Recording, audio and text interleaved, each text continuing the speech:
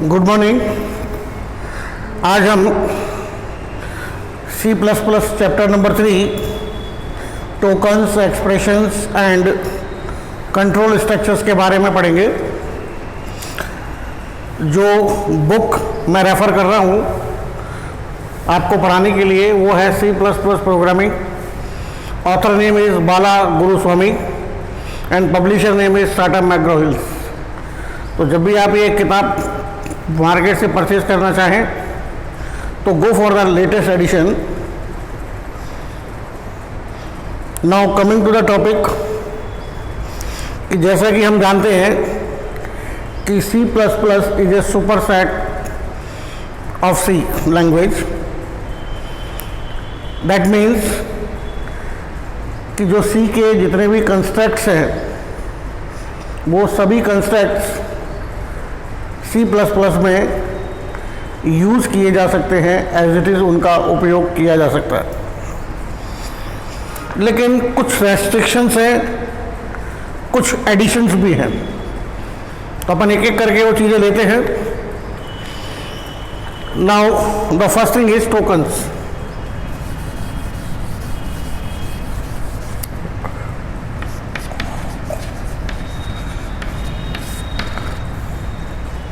What are the tokens? Token is nothing but the smallest unit of the program, or you can say the instruction. जब भी आप किसी language में कोई instruction लिखते हैं तो इंस्ट्रक्शन को लिखने में जिन वर्ड्स का उपयोग किया जाता है या जिन सिंबल्स का उपयोग किया जाता है उन्हीं के माध्यम से हम अपना पूरा सेंटेंस यानी कि इंस्ट्रक्शन क्रिएट करते हैं उस पर्टिकुलर प्रोग्रामिंग लैंग्वेज में। तो उन सभी स्मॉलेस्ट यूनिट्स को हम यहाँ पे किस नाम से जानते हैं? टोकन्स के नाम से जानते हैं। कौन कौन से टोकन्स अवेलेबल हैं? Keywords, number 2 identifiers,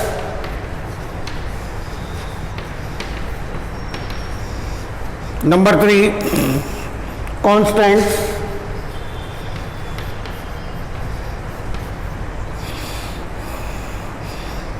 next strings and next operators. These are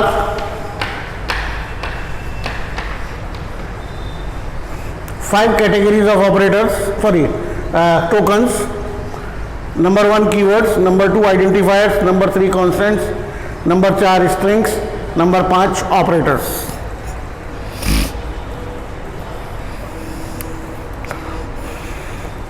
सबसे पहले हम कीवर्ड्स के बारे में बात करेंगे।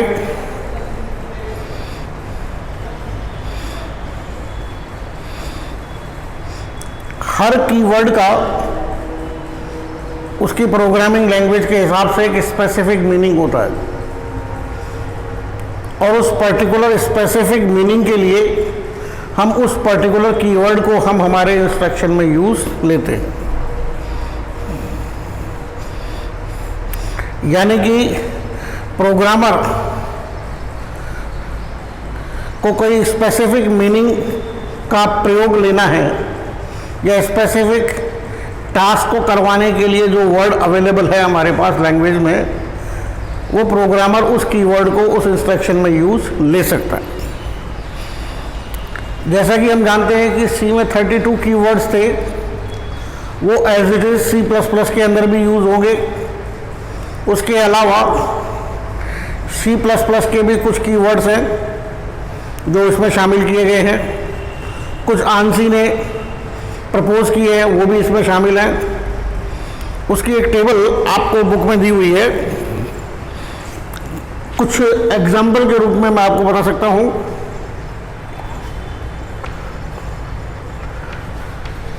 SUM, सॉरी,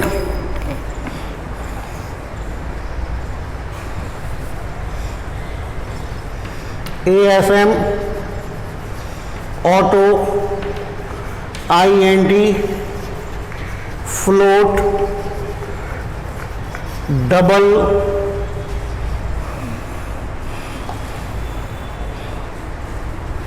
न्यू स्विच, इस तरह से एक टेबल दी हुई है बुक के अंदर, आप उस टेबल को देख सकते हैं। इनको मगअप करने की ज़रूरत नहीं है, क्योंकि धीरे धीरे जब हम प्रोग्राम लिखना चालू करेंगे तो इन शब्दों का, इन कीवर्ड्स का प्रयोग होगा, और ये प्रयोग होते होते ये हमारी ज़बान पे आ जाएंगे, यानी कि we are ready to use them at any time. There is no need of mugging this. इसके अलावा किताब में कुछ कीवर्ड्स को बोल्ड प्रीफेस में लिखा गया है।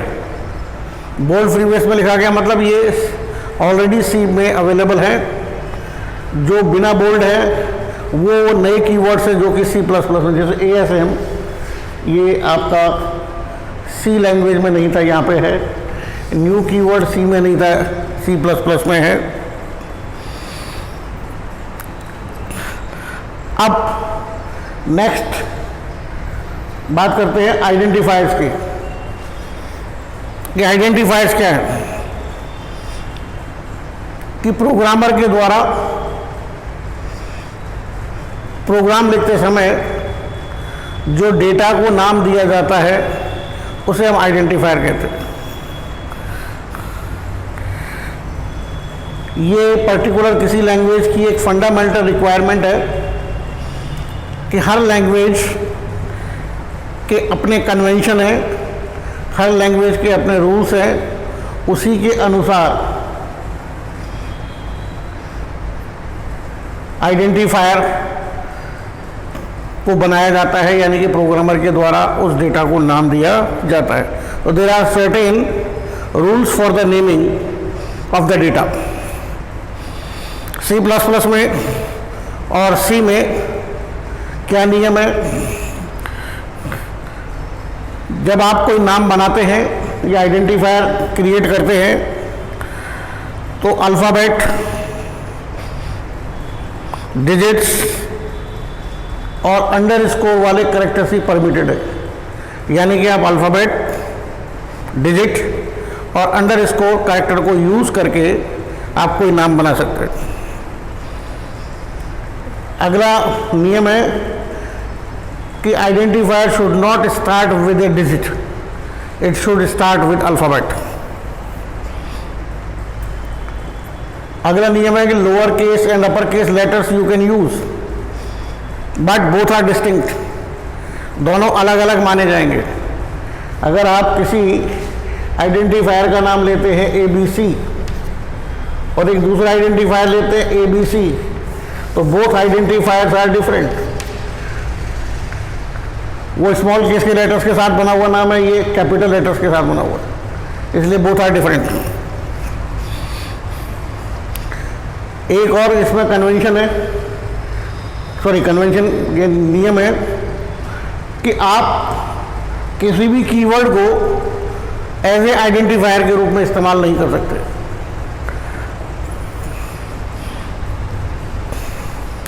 जो डिफरेंस है नेमिंग रूल्स में वो सी और C++ में वो इतना सा है कि लेंथ कितनी हो नंबर ऑफ कैरेक्टर्स की। ANSI C में 32 characters, first 32 characters are identified as a name of the data, or you can say the name of identifier. ANSI C++ में इसकी लेंथ में कोई लिमिट नहीं, but you should be very careful कि जब length में limit नहीं है तो आपके आइडेंटिफायर में नंबर ऑफ कैरेक्टर्स कितने भी हो सकते हैं, but the first 8 characters must be distinct. यानी कि प्रथम 8 अक्षर आपके दूसरे आइडेंटिफायर से डिफरेंट होने चाहिए, कोई न कोई एक अक्षर हो जाए। नहीं तो क्या होगा कि प्रथम 8 अक्षर एक आइडेंटिफायर के और दूसरे आइडेंटिफायर के प्रथम 8 अक्षर दोनों सेम हो गए, तो उनको कंपाइलर क्या मानेगा? सेम मानेगा।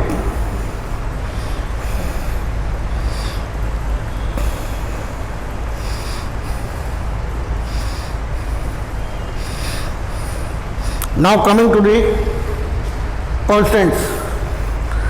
कांस्टेंट क्या है? जो प्रोग्राम में हम फिक्स वैल्यूज इस्तेमाल करते हैं, यानी कि प्रोग्राम की एग्जीक्यूशन के दौरान वो वैल्यू बदलती नहीं है, तो वो वैल्यू हमारे लिए क्या मानी जाएगी? यहाँ पे कांस्टेंट मानी जाएगी।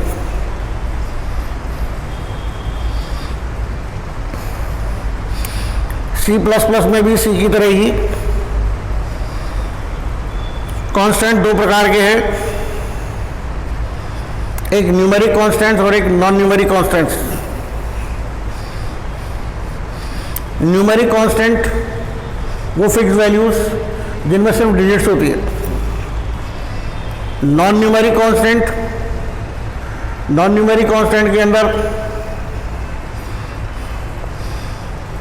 अल्फ़ाबेट और डिजिट दोनों हो सकती है। न्यूमेरिक के अंदर भी integer constant, floating point constant दोनों हो सकते हैं। और नॉन न्यूमेरिक कांस्टेंट में भी दो हो सकते हैं, एक सिंगल कैरेक्टर कांस्टेंट और एक मोर देन वर्ड कैरेक्टर्स यानी कि स्ट्रिंग कांस्टेंट। सिंगल कांस्टेंट को सिंगल कोट में लिखा जाएगा और एक से अधिक कैरेक्टर्स यानी कि स्ट्रिंग को डबल कोट में एनक्लोज किया जाएगा। According to ANSI C++,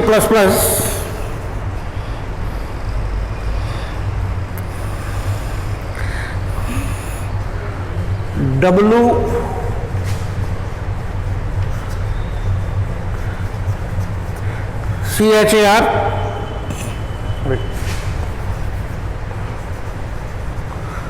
_T ये वाइड कैरेक्टर लिटरल कांस्टेंट माना जाएगा।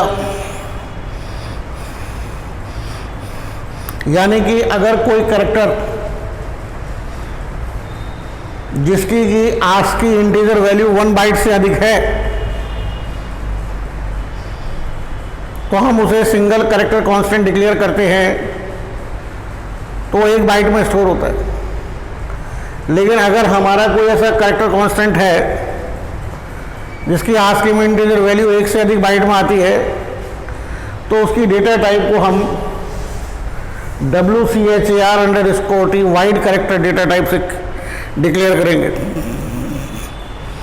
और ये हमेशा लिटरल जो स्टार्ट होगा उसकी बिगिनिंग में जो प्रीफिक्स होगा वो कैरेक्टर क्या होगा? L होगा। अगर आप L नहीं लिखेंगे उस कांस्टेंट से पहले तो उसे कंपाइलर वाइड कैरेक्टर कांस्टेंट नहीं मान पाएगा। Now coming to the basic data types.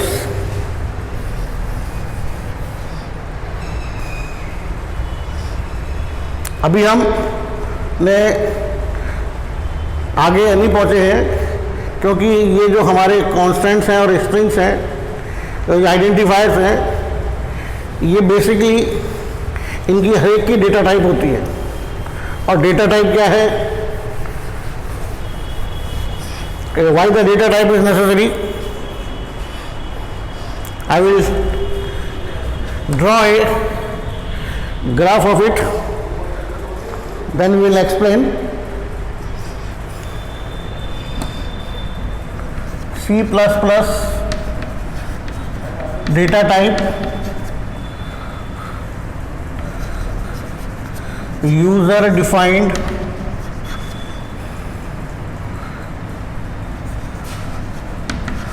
built-in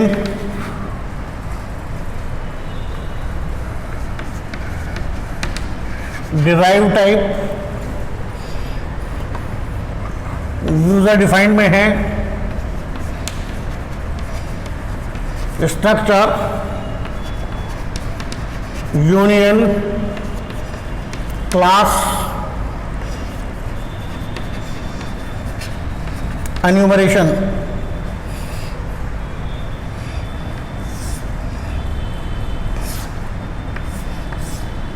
इसमें 3 है, इंटीग्रल void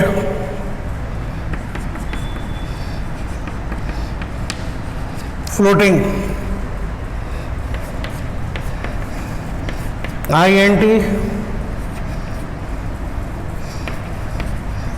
char फ्लोटिंग में 2 फ्लोट और डबल। इसी प्रकार से ड्राइव्ड में है अरे फंक्शन पॉइंटर और रेफरेंस।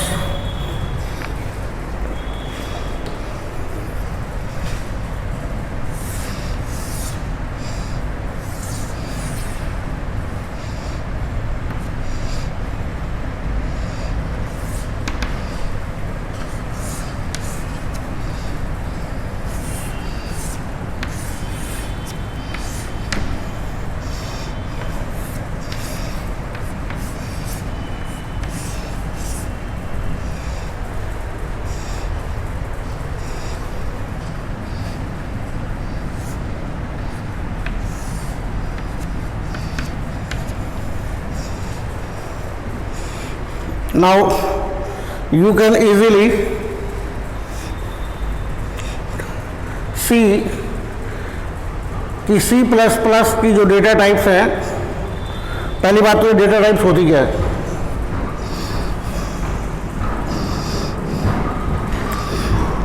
डेटा टाइप्स हर लैंग्वेज में होती हैं, यानी कि उस लैंग्वेज की जो कैपेबिलिटी है कि किस किस टाइप के डेटा को वो लैंग्वेज मैनिपुलेट कर सकती है, ये चीज़ प्री डिसाइडेड होती है। यानी कि लैंग्वेज को बनाते समय इस बात का ध्यान रखा जाता है कि इस लैंग्वेज के द्वारा हम इस टाइप के डेटा को मैनिपुलेट करवा सकते हैं। तो हमको जिस टाइप का डेटा हमें मैनिपुलेट करवाना है, उस डेटा को स्टोर करने के लिए मेमोरी में जगह दिलवानी पड़ती है। अब वो जगह कितनी दी जाए, क्योंकि जगह अलॉट करने का काम ऑपरेटिंग सिस्टम का है, लेकिन कितनी जगह डिमांड की जाएगी ये काम कंपाइलर का है। तो प्रोग्रामर को अपने प्रोग्राम में ये स्पेसिफाई करना होता है कि पर्टिकुलर वेरिएबल यानी कि आइडेंटिफायर को मेमोरी में स्टोर करने के लिए कितनी जगह चाहिए। तो according to the data type compiler क्या करेगा, उस डेटा के लिए मेमोरी में जगह ऑक्यूपाई करवाएगा। Fine. For example, if I write int a, this is nothing but the declaration of variable a whose data type is defined with int। यानी कि a के लिए मेमोरी में जगह चाहिए, और वो कितनी चाहिए, जो इंटीजर टाइप को चाहिए होती है। यानी कि a कैसा है, इंटीजर जैसा। ए में जो वैल्यू स्टोर होगी वो कैसी होगी, इंटीजर वैल्यू स्टोर होगी। और कंपाइलर इस डेटा टाइप को देखते ही समझ जाता है कि उसे कितनी जगह देनी है, क्योंकि it is pre decided. Clear. तो यहाँ पे डेटा टाइप को हमने 3 डिफरेंट कैटेगरीज में डिवाइड किया हुआ है। एक तो है यूजर डिफाइंड डेटा टाइप, एक है बिल्ट इन डेटा टाइप, एक है डिराइव्ड डेटा टाइप। क्लियर। अब यूजर डिफाइंड का मतलब है कि जो यूजर के द्वारा डिफाइन की जाए data type. There is a liberty in programming language कि user can define his own data types. तो उसमें कौन कौन सी आएंगी, structure, structure is a data type, user अपने डेटा को इस प्रकार के स्ट्रक्चर में रखना चाहता है। Compiler knows what is structure. तो जैसे ही स्ट्रक्चर शब्द के साथ आपने किसी डेटा की टाइप को डिफाइन किया तो तुरंत देखेगा कि what is the definition of the structure is given by the programmer, क्योंकि स्ट्रक्चर के अंदर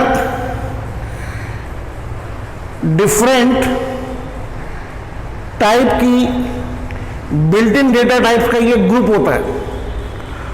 अगर हमारे किसी डेटा की टाइप फंडामेंटल या रियल है या प्राइमरी है तो क्या हो सकती है, तो इंटीजर या वॉइड या फ्लोट।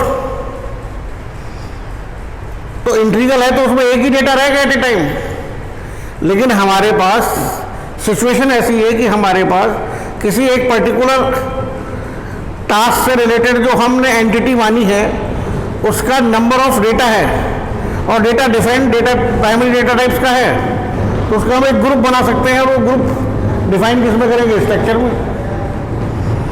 इसी का दूसरा रूप है यूनियन। इसके सभी मेंबर्स को मेमोरी में एक साथ जगह दी जाती है। यूनियन के अंदर सिर्फ एक ही मेंबर को एट ए टाइम जगह दी जाती है। Similarly classes is nothing but the larger view of the structure and union. Similarly enumeration data type के एन्यूमरेशन का मतलब हमें पता है कि इस पर्टिकुलर वेरिएबल की पॉसिबल वैल्यूज ये हो सकती हैं, तो वो हमने एन्यूमरेट डेटा टाइप के साथ डिक्लेयर अगर कर रखा है तो जो जो वैल्यूज हमने दी हुई है उसके अलावा अगर हम उस वेरिएबल की किसी अन्य वैल्यू को यूज करना चाहें तो यूज नहीं हो सकती। अपन डिटेल में भी पढ़ेंगे आगे चल के, अभी सिर्फ थोड़ा सा आइडिया दे रहे हैं। इसी प्रकार से डिराइव डेटा टाइप्स जो प्राइमरी डेटा टाइप है उसे यूज करके हम डिराइव डेटा टाइप बना सकते हैं। जैसे कि अरे एक इंटीजर को स्टोर करने के लिए प्राइमरी डेटा टाइप आईएनटी का यूज करेंगे, लेकिन अगर एक से अधिक इंटीजर्स हैं जो कि किसी एक ही ऑब्जेक्ट या कह लीजिए एंटिटी से रिलेटेड हैं तो उसके ग्रुप को स्टोर करने के लिए अरे बनाएंगे। These are nothing but the name of the data structures in which we store the data. किस रूप में हमें डेटा स्टोर करवाना ये हमारे हाथ में होना चाहिए, लेकिन उससे संबंधित जो स्ट्रक्चर हम यूज में लेंगे क्या वो प्री डिफाइंड है या नहीं है, इस चीज का ध्यान रखना पड़ता है। Similarly function is nothing but a small program. Function को जब हम कॉल करते हैं तो ये एग्जीक्यूट होता है। कॉल करते समय इस फंक्शन को हम नंबर ऑफ आर्ग्यूमेंट्स यानी कि वैल्यूज भेज सकते हैं। फंक्शन वो वैल्यूज रिसीव करता है, उन्हें प्रोसेस करता है, प्रोसेस करने के बाद हमारे को रिटर्न करता है एक सिंगल वैल्यू। इसी प्रकार से वेरिएबल भी क्या करता है, जब भी हम वेरिएबल को वेरिएबल के नाम से ही प्रोग्राम में यूज करते हैं तो उस वेरिएबल के सापेक्ष में जो मेमोरी में वैल्यू रखी गई है वो यूज में आती है, वैसे ही फंक्शन में भी यूज में आती है। Pointer, this is also a derived data type, क्योंकि जब हम वेरिएबल की वैल्यू को मेमोरी में स्टोर करवाते हैं तो उस जगह पर स्टोर की गई वैल्यू को हम दो तरीके से एक्सेस कर सकते हैं, या तो बाई इट्स एड्रेस या बाई इट्स नेम। अगर हम मेमोरी में रखी गई वैल्यू को बाई नेम एक्सेस करते हैं तो वो सिंपल वेरिएबल को यूज में लेना होता है, और अगर हम उस वेरिएबल का एड्रेस हमने किसी एक थर्ड वेरिएबल में रख दिया और उस वेरिएबल के जरिए उस अमुक वेरिएबल की वैल्यू को यूज में लेते हैं तो क्या कहते हैं कि उस वेरिएबल की वैल्यू को किसके जरिए एक्सेस किया जा रहा है, पॉइंटर के जरिए एक्सेस किया जा रहा है। यानी कि आपकी कॉलोनी में जो नंबर ऑफ हाउसेज है, each house has got address, और आजकल लोग बाग अपने घर का नाम भी दे देते हैं। कोई रखता है शर्मा भवन, कोई कुंज वाटिका, और घर का नंबर भी है। लेकिन पोस्टमैन को एक्सेस करने में किसमें आसानी होती है, बाई एड्रेस, बाई मकान हाउस नंबर। तो सिमिलरली यहाँ पे है कि अगर हम मेमोरी में रखी हुई वैल्यूज़ को उनके एड्रेसेस से एक्सेस करते हैं तो हमारा एग्जीक्यूशन फास्ट होता है। तो वो वेरिएबल जो कि वेरिएबल्स के एड्रेसेस को रखते हैं अपने पास, उन्हें हम पॉइंटर बोलते हैं। Similarly reference, this is a new concept used in C++। It is also a drag data type. ये आपकी built in primary data types हैं। इंटीग्रल यानी कि इसमें फ्रैक्शनल पार्ट नहीं होता है, सिर्फ इंटीग्रल पार्ट ही होता है। दूसरा आता है कैरेक्टर। चूंकि हर एक कैरेक्टर जब स्टोर होता है मेमोरी में, तो उस कैरेक्टर की आस्की में एक इंटीजर वैल्यू होती है और वो इंटीजर वैल्यू मेमोरी में स्टोर होती है। और जनरली जो हमारे कैरेक्टर का जो कोडिंग सिस्टम यूज़ करते हैं वो आस्की कोड यूज़ करते हैं, जो कि 8 बिट का होता है। आजकल हम यूनिकोड को यूज़ करते हैं, वो 16 बिट का कोड है। क्लियर? तो INT एक प्राइमरी डेटा टाइप है, CHAR एक प्राइमरी डेटा टाइप है। Now void is a new keyword. अगर हम किसी डेटा की टाइप को वॉइड से व्यक्त करते हैं तो इसका मतलब है कि कुछ नहीं। ये क्यों यूज में लेना पड़ा? क्योंकि कई बार ऐसा होता है कि फंक्शंस के द्वारा कुछ रिटर्न नहीं किया जाता, जबकि जो जनरल रूल है वो ये है कि फंक्शन को डिफाइन करते समय जो फंक्शन की हेडर लाइन होगी उसमें रिटर्न टाइप, फंक्शन का नाम and with in the parenthesis number of argument separated by comma. और आर्ग्यूमेंट किसके साथ होना चाहिए? डेटा टाइप के साथ डिक्लेयर होना चाहिए। तो फंक्शन के नाम से पहले जो रिटर्न टाइप है वो इस चीज़ को व्यक्त करती है कि जो डेटा रिटर्न होगा इस फंक्शन के द्वारा वो इस टाइप का होगा। लेकिन अगर फंक्शन के द्वारा कुछ रिटर्न नहीं किया जा रहा है तो उसकी डेटा टाइप को हम किससे व्यक्त करेंगे? वॉइड शब्द से, ताकि जो हमारा एक जर्नल रूल है वो हमारा सबके लिए समान होगा। अगर किसी डेटा टाइप की वैल्यू रिटर्न कर रहे हैं तो वो डेटा टाइप लिख दीजिए, नहीं कर रहा है तो ये लिख दीजिए। सिमिलरली हमारी एक फ्लोटिंग पॉइंट एक प्राइमरी डेटा टाइप है। इसमें नंबर जो है वो दोनों पार्ट में है। इंटीग्रल पार्ट है, दशमलव है यानी कि डेसिमल है, और उसके बाद उसका फ्रैक्शनल पार्ट है।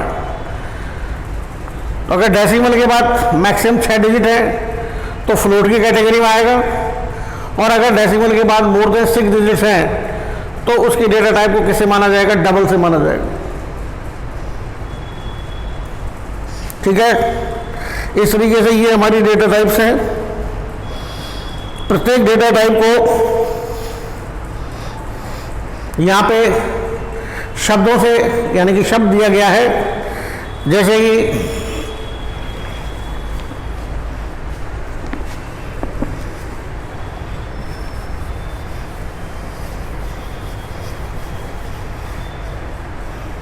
CHAR,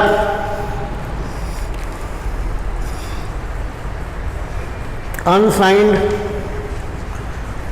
CHAR, SIGNED, CHAR। अब यहाँ पे बेसिकली डेटा टाइप तो कैसी थी? CHAR से, लेकिन यहाँ हमने 2 प्रीफिक्स यूज किए, एक अनसाइंड और एक साइंड। बाय डिफॉल्ट वो क्या माना जाएगा? साइंड माना जाता है।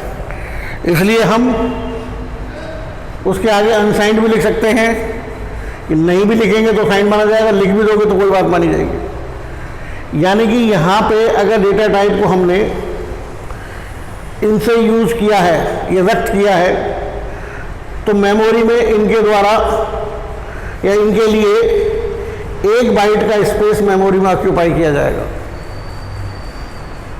क्लियर? irrespective of the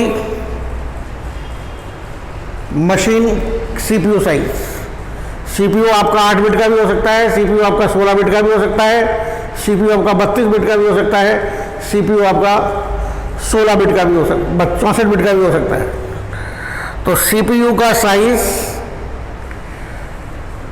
को हमने माना है 1 वर्ड के बराबर, लेकिन यहाँ पे कैरेक्टर को सिर्फ एक ही बाइट जगह मिलेगी।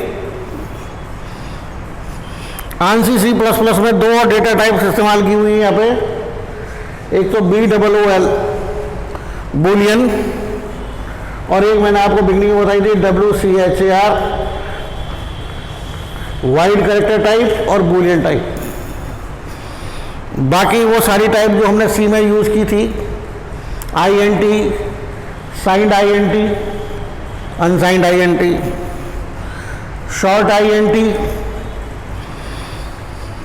Signed short INT, unsigned short INT, long INT, signed long INT, unsigned long INT, float, double और एक लॉन्ग डबल।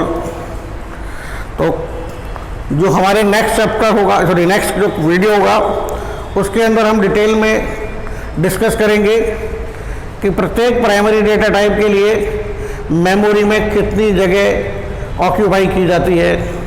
तब तक आप इसे रिवाइज करें। Thank you.